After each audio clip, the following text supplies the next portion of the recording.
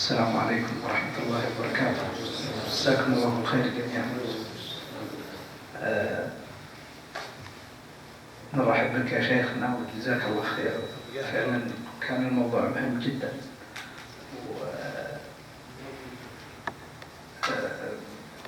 للأسف أننا كنا نعتقد أننا بعيدين عن الخطر، وكنا نرى الأعمال الإرهابية هذه خصوصا نحن أهل الخارج أنها في مناطق بعيدة، لكن للأسف أصبحوا بين ظهرانينا.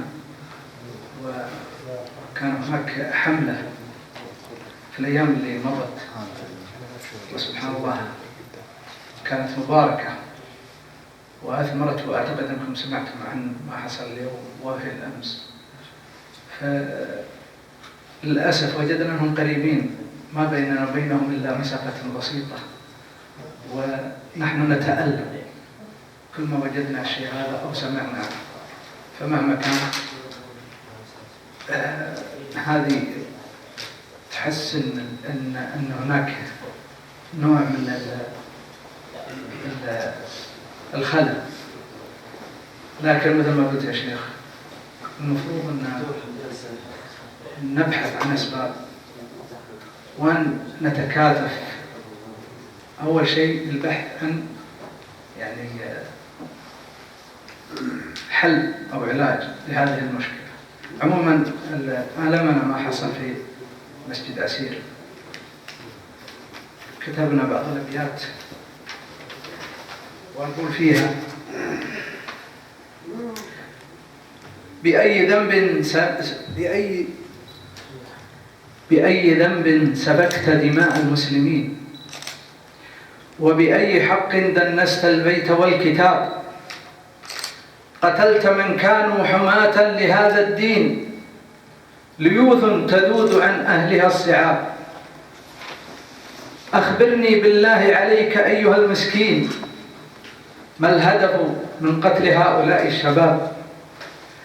كانوا ركعا سجدا لربهم خاشعين، نفوس آمنة تناجي رب الأرباب، فضاقت نفسك وضاق فكرك الهجين بما رأيت من أهل الحق والصواب، وأمرتك بإسكات أهل الحق المبين، وزينت لك دروب الهلاك والعذاب، وأصبحوا في نظرك هم المنافقين، في قتلك لهم أجر عظيم وثواب.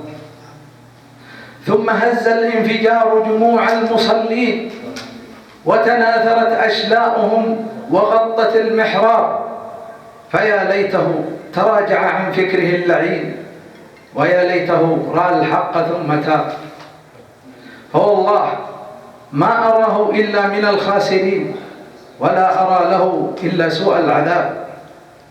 تركوا العلماء لأجل حدثاء السنين، ثم باعوا الوطن والأهل والأصحاب، مكنوا من رقابهم خليفة الشياطين، وبايعوا الغريب وأصبحوا هم الأغراب.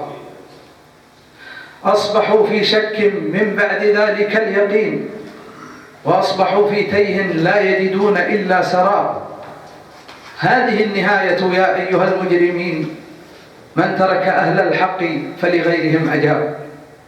وفي الختام اسمعوا يا معشر المؤمنين، سفينتنا في الظلام تمخر العباب، لكننا إذا أردنا أن نصل سالمين لا بد أن نضع دائما في الحساب. سفينتنا لا تنجو إلا باجتماع الطيبين، ليدرأوا عنها من أراد بها الخراب.